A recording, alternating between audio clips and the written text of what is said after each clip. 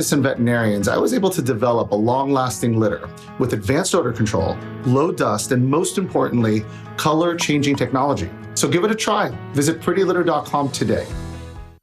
Who says you can't go for bold without going broke? Get the brands you want, the prices you want, whenever you want. TJ Maxx, where you can always afford to be you to the max.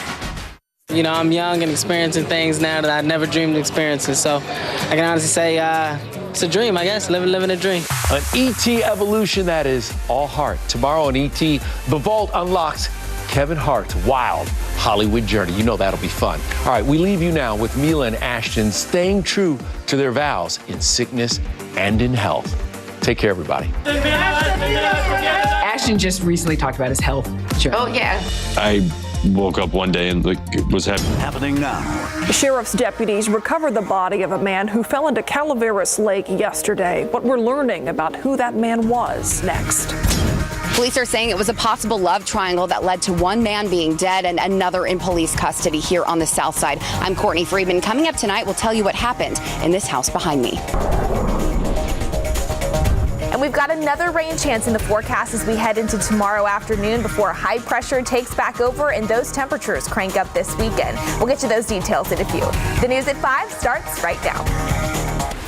First at 5, we are starting with breaking news out of San Marcos tonight. The city announcing today that police there have made an arrest in a deadly apartment fire from 2018 that killed 5 people, including one person from here in San Antonio. Yeah, City of San Marcos officials say they plan to release more information tomorrow morning, but here's what we know right now. This fire happened at the iconic Village Apartments back in July of 2018.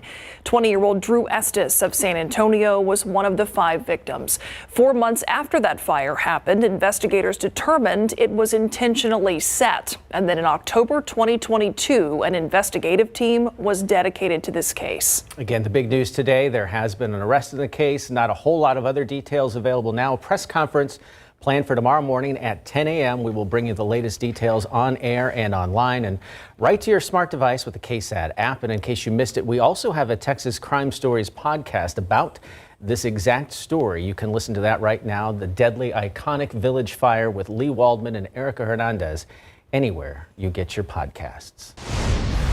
A man whose body sheriff's deputies recovered from Calaveras Lake today was an Army staff sergeant. That search began yesterday after the 36-year-old went into the water and never made it out. While we want to learn while we wait to learn that man's name, Avery Everett spoke with Bexar County Sheriff this afternoon about that search and recovery effort. Heartbreaking case. Search efforts have now stopped at Calaveras Lake. At this point, we are considering it an accidental death. Deputies found the body of a man this afternoon, and they believe it is the 36-year-old man who fell out of a boat on the lake yesterday morning. We did literally an around-the-clock search since that time, working in shifts. BCSO worked with the County Emergency Services District, Texas Game Wardens, and other local departments to find that man. That man, whose identity is still unknown, is believed to be an Army staff sergeant. From what we're able to gather, it appears that he did panic somewhat, which led to his death. Sheriff Javier Salazar says strong winds and heavy currents affected search efforts. There was a strong current going one way yesterday, and then a strong current going the other way overnight. Using GPS tracking, deputies were able to find the man's body based on a photo taken just before he fell off the boat. Sheriff Salazar says family and friends were there to salute and say goodbye once search efforts stopped. Our final salute, just as we would if it were one of our deputies. So we do know that man was in good physical condition, but that he was believed to not be an experienced swimmer or boater. The sheriff even says they believe that boat was rented, and the current was so strong yesterday that the man's shoes and his hat were found yards away from where his body was found. Reporting live, I'm Avery Everett, KSAT 12 News. A possible love triangle leaves one man dead, another in police custody. The shooting happened this morning on Pelican Landing in the Mission del Lago subdivision over on the south side. Our Courtney Friedman talks to a neighbor there and explains what happened here. I've lived here 3 years and none of this happened like that. I was kind of surprised. A neighbor who wanted to remain anonymous was in the neighborhood when shots were fired at this gray house in the Mission del Lago subdivision. SAPD Chief William McManus says a couple lived at that house, a man and a woman. Around 9:30 in the morning, another man showed up to the house who the homeowner believed was having an affair with the woman. Both of the men involved in this altercation were armed with guns. The man inside the house had a long gun, and police say that the visitor was armed with a handgun. McManus said the homeowner shot and killed the man who showed up. He was taken in for questioning, but McManus did not go as far to say he'd been arrested. He was taken into custody. Whether he'll be charged or not, I don't know. What he does know is that this was not a random crime. It's not someone a stranger who broke into a house. There's no danger to anyone else in the neighborhood right now. Good news for this neighbor who is known to actively patrol the neighborhood for crime. I walk around here and I make sure the whole neighborhood's all right. I try to keep it safe because the last time they tried to break into cars and I kind of stopped somebody right here. But this type of crime out of his hands and now in the hands of SAPD investigators. Courtney Friedman, KSAT 12 News. New at 5, a man whose body was found along Ritterman Road and Melton Drive last Friday has now been identified as 63-year-old Joseph McClintock. SAPD says a paramedic discovered McClintock's body Friday morning. Officers say the paramedic saw a dark-colored sedan driving erratically on Ritterman Road that morning.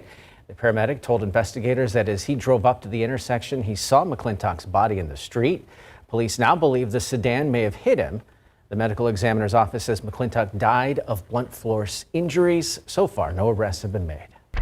A shooting on the city's east side now has officers investigating a murder. That's after the 17-year-old victim in this case died. That shooting happened just before 10 o'clock last night. Officers say, according to one of the victims, they were in a car when they were shot and were then dropped off in the 200 block of G Street. Police say the 17-year-old was shot in the back. The other victim was shot in the arm. Both victims were taken to a hospital, but the 17-year-old did not survive. Officers say the other victim has been vague about what led up to this shooting. Investigators tell us they believe the actual shooting was at G Street and Hampton Street, a few blocks from where the victims were found. SAPD says a woman went to the leasing office of her apartment complex and stabbed one of the employees before barricading herself in her apartment. This all unfolded just before 10 a.m. this morning. Police say the 30-year-old suspect waited her turn to talk to that employee, then began stabbing the victim repeatedly. Other people in the office at the time were able to pull the suspect off of that victim. Investigators say the suspect ran to her apartment and wouldn't come out. SAPD SWAT and negotiators were called out, and eventually that woman went out onto her apartment balcony where she was taken into custody. The victim taken to the hospital in critical condition. Police say the suspect could be facing an aggravated assault charge. Fireworks, a trash bin, and fencing helped a fire spread from one house to another overnight. This happened on the far west side along Knobsey Way. That's a neighborhood near West Military Drive outside of Loop 1604. The Bexar County Fire Marshal's office says someone threw debris from used fireworks into a trash can, and within hours, those remnants reignited, set that bin on fire, and then a fence. Tragedy in these situations is that it's usually the last thing people do. They shoot off the firework, they throw away the debris, put the trash can aside. That fire caused an estimated $500,000 in damages. It's yet another reminder to properly dispose of fireworks by soaking them in a bucket of water before you throw them away. A man accused of drinking and driving caused quite a bit of chaos over on the northwest side last night. SAPD says just before 11 o'clock, the man lost control of his truck and hit a house at Northwest 26th Street near West Laurel. The impact breaking a gas line. We're told the man then ran away from the scene, but he was caught in an HEB parking lot nearby. He's now facing charges for DWI and leaving the scene of an accident. Crime Stoppers wants your help finding a robbery suspect. Take a look here at these images of that suspect. They were captured by surveillance cameras last month inside a Walgreens on the 2700 block of Nogalitos. San Antonio police say the suspect walked in, filled a cart up with merchandise, and then just walked out of the store. An employee tried to stop this man, and detectives say he used that cart to injure the employee, then took off. Anyone with any information about who this person is or where is asked to call Crime Stoppers at the number you see here. Well, we have been feeling the summer heat for weeks now, but skies, for some people anyway, looking a little bit different this afternoon. As promised, we are seeing some scattered showers and downpours this afternoon.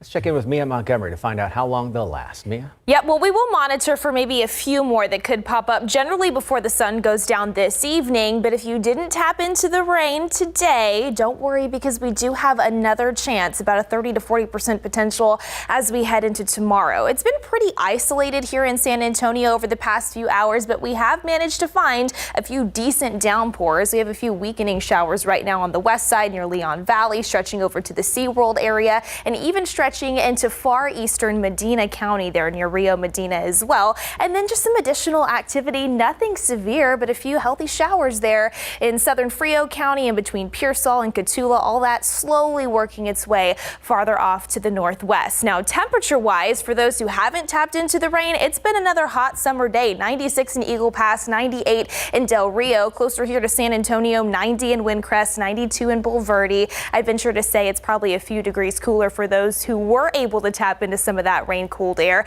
We'll keep about a 30% potential for a few more isolated showers in the forecast, generally through sunset. But again, we do have one more chance in the works tomorrow afternoon before high pressure takes over and those temperatures crank back up this weekend. So we'll get you a full look at what we're monitoring and all those details coming up in just a few. All right, we'll see you then, Mia. The Independence Day holiday weekend turning out to be another dangerous and deadly one. More than 100 people were injured in shootings across the country. A total of 18 people were killed. According to the Gun Violence Archive, shootings normally increase over the 4th of July holiday. This year, they tracked a total of 18 mass shootings here in the U.S. 5 people were shot and killed Monday night in Philadelphia by a gunman using an AR-15 style weapon. It's believed he picked his victims at random. President Biden joining the mayor of Philadelphia in calling for a ban of semi-automatic rifles. I still can't believe that my brother is gone. He was gorgeous inside and out. I'm going to miss that beautiful smile. I really am. That suspect now facing 5 counts of murder. Meanwhile, investigations are underway in Shreveport, Louisiana, Boston, and Washington, D.C., where a combined 18 people were shot over the holiday weekend. Summer, of course, in full swing, but it won't be long before those kids start to head back to school, and that's why our KSAT community partners are starting a month-long school supply drive. We'll be helping teachers in Judson ISD and Somerset get the right start before the upcoming school year. On average, Texas teachers spend about $449 of their own money on school supplies every year. You can help them out by donating supplies like No. 2 pencils, composition notebooks, crayons, disinfecting wipes, glue sticks, hand sanitizer, and more at any of the 6 drop-off locations across San Antonio. We have a list right there on your screen where you can do that. You can also find that same list and hours of operation on our website at KSAT.com and the KSAT app. I can't believe how fast this summer is going. School will be here. Supplies already in the stores. Yeah, I know. All right, let's take a look at traffic out there. Really looks like traffic moving smoothly in all the different directions you see here from this view. Highway 90 at Medio Creek, the on and off ramps in the main lanes seem to be moving along just fine this evening. Still ahead on the news at 5, Consumer Reports putting bike helmets to the test. Find out which one is ahead of the pack.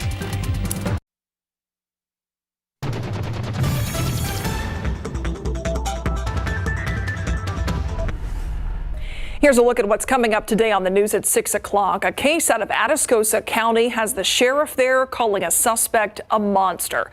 Investigators say a man obsessed with his ex-girlfriend is now charged with the murders of 2 women. What deputies say they caught this suspect doing near a dumpster. Plus, a family seeking justice after their loved one was left for dead in a hit-and-run accident. They're hoping more witnesses help police find the person involved in this accident. Coming up at 6, we speak with the family to learn how they're remembering Isaiah Alvarado.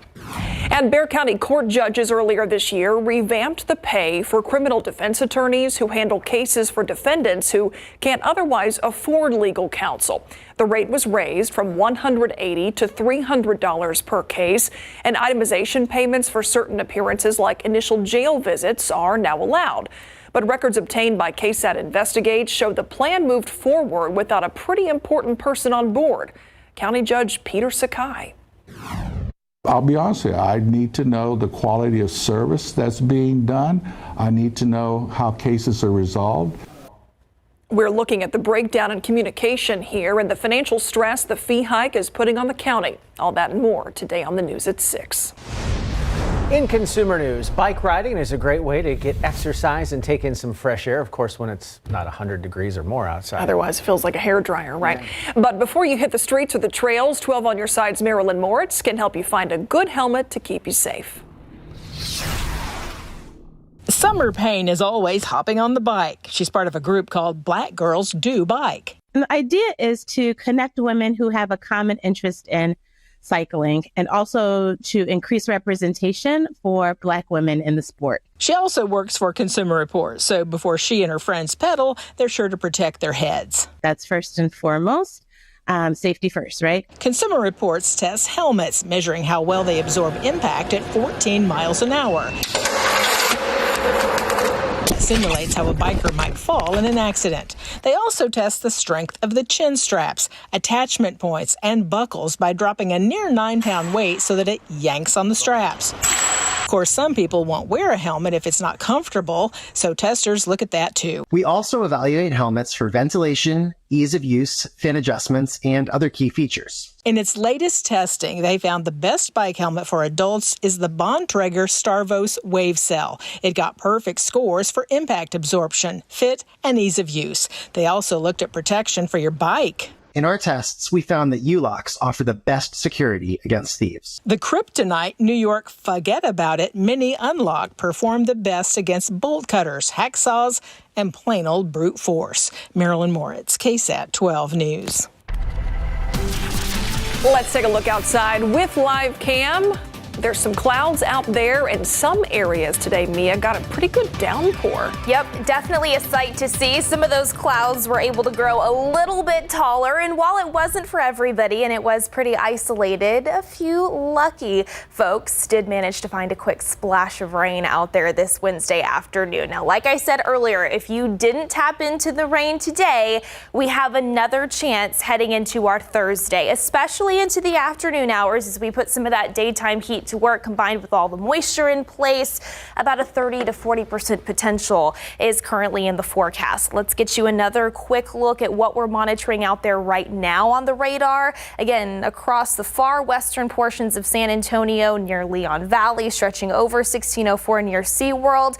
A few weakening showers out that way. Those really are starting to dissipate. We also have a few more splashes across our far eastern counties. Some spotty showers there, southern Lavaca County. That's headed towards the Hallettsville and Yoakum areas, depending on how well they can hold together. A few more near Gonzales, as well as in Yorktown, the far western portions of DeWitt County, and then just a few more healthy little showers working their way along and near the I-35 corridor, southwest of San Antonio, in between places like Pearsall as well as Cotulla. Now, we will keep that 20 to 30% potential for a few more isolated showers in the forecast this evening, generally through sunset.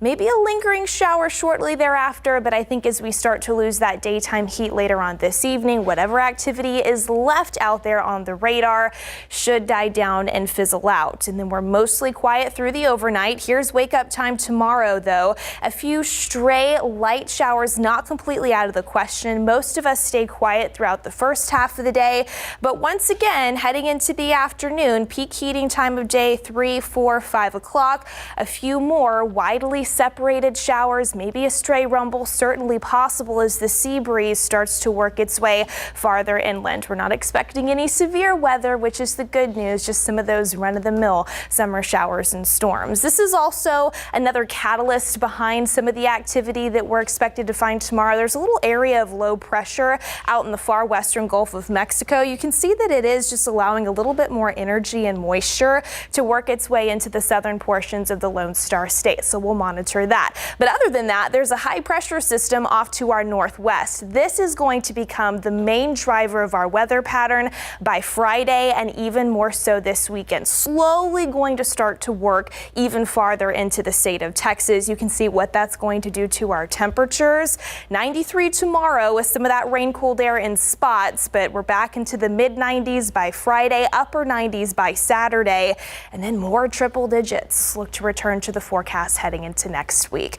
Until then, 86 right now, a little bit cooler here in San Antonio because of some of those isolated downpours. Hotter though across our far southwestern counties. We'll start off tomorrow morning in the 70s for most of us with mostly cloudy skies, 89 by 1 p.m. And then yes, those temperatures climbing into the low 90s into the afternoon hours with that 30 to 40% potential for a few showers. Enjoy it because after that, the heat once again becomes the main story, guys. Yeah, 93 looks fabulous. Sure does. Thanks, Mia.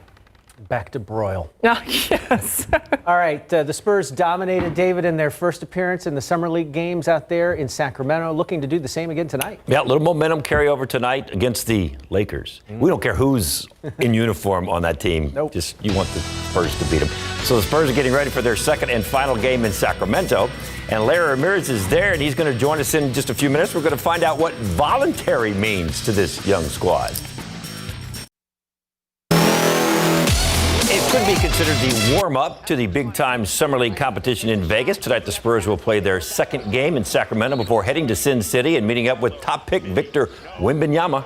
The Spurs have only played one game, but have already seen several pretty impressive performances from Julian Champagnie to the second-round pick CD Sissoko. Looked like he knows his way around the court. There will be a couple more standouts as well, and we head to that game 2 tonight. For more on tonight's matchup and the conclusion of the Spurs in California, we take you out to Northern California. Larry Ramirez. Larry? Yeah, thank you, David. So, after taking the 4th of July off yesterday, the Spurs are back on the court tonight when they take on the LA Lakers here at the California Classic in Sacramento, California. And how about this? The Spurs held a voluntary shoot-around this morning at the Kings' former practice facility just outside of Sacktown, and they had a full crew. That's pretty impressive. The Spurs beat the Hornets in their Cali opener 98-77 on Monday night. Second-year guard Blake Wesley had 8 points and 8 assists in that win. We talked with him this morning after shoot-around and asked if he did any celebrating yesterday on the 4th of July. No, I just watched film of the last game and just rested, get ready for the next game. So that's all I did. Nothing on the 4th of July. Okay. What do you think when you watch the tape from your last game? I got to do some things that I got to do better. Got to stop turning over the ball, score more, do more, and be more aggressive. So that's what I'm going to show today. So you had 8 assists. Yes, sir. I'm looking to get more today, looking to get double-double today. So that's always my main goal is to get double-double. So.